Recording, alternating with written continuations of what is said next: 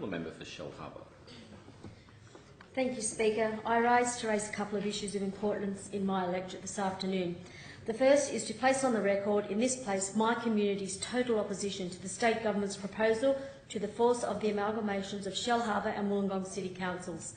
Since the Government announced its intention to force the amalgamation of those councils, along with Kiama Municipal Council and Shoalhaven City Council, the local community's opposition has only grown stronger and louder.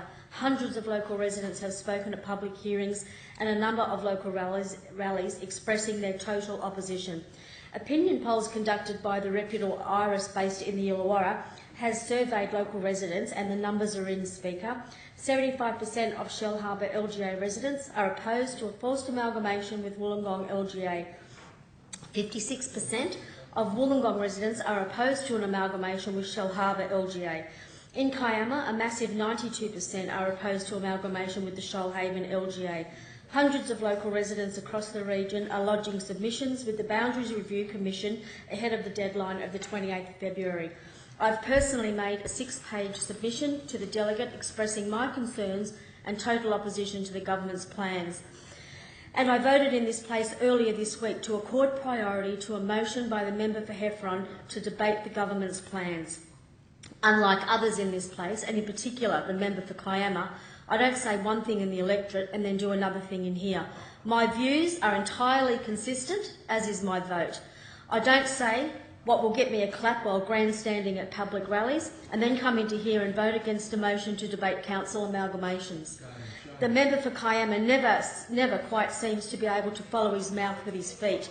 I heard him on I-98 FM radio this morning that he didn't, and I quote, need to alienate the government, unquote. And that it doesn't matter what motions are put up in this place because the Parliament won't decide this matter. Well, that's all very convenient for all members of government, all care and no responsibility. But their communities are starting to realise that the government members are trying to play them all for fools. Government members, all of them, are striding that thing we call the barbed wire fence. I say to them that only one thing is certain. It'll only end up in a heap of pain and leave a nasty mess. The government has no mandate for forced amalgamations of any council, least of all those in the Illawarra. The assumptions relied on the KPMG report have attracted widespread criticism.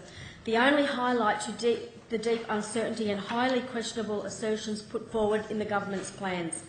Its plans are also silent and vague on a range of other issues, including service delivery, employment rights of staff and the elected representation.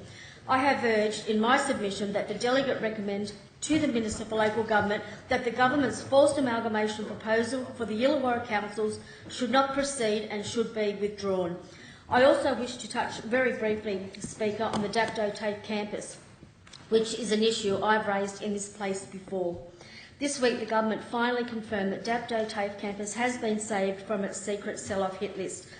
It is understood that the site will now be leased for the next 3 years by the New South Wales Police Force for training purposes related to armed offenders and terrorism incidents. The government has, however, refused to confirm precisely what activities the police will actually use the site for. I will be seeking a thorough briefing from the Minister for Police shortly. The most important point is the Dapto TAFE site will remain in public ownership. That has been my prime objective.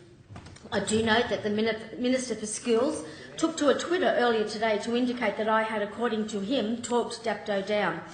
I can only say to the Minister that I was very pleased to knock off his attempt to grab $2.5 million from greedy developers in a desperate cash grab. I put to the Minister and the Parliamentary Secretary for the Illawarra a proposal last year which would have seen Autism Spectrum Australia possibly use the now Dapto TAFE campus. I am pleased that the Minister and the Parliamentary Secretary saw some merit in my proposal. It did have widespread community support.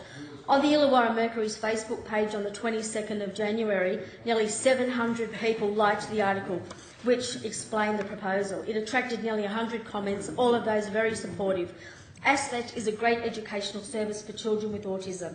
Aspect's current facilities are nearly at breaking point in the Illawarra. While Aspect now cannot utilise Dapto TAFE campus, I expect that the government will work with me to identify other underutilised facilities in the Illawarra which may be used for this fantastic organisation.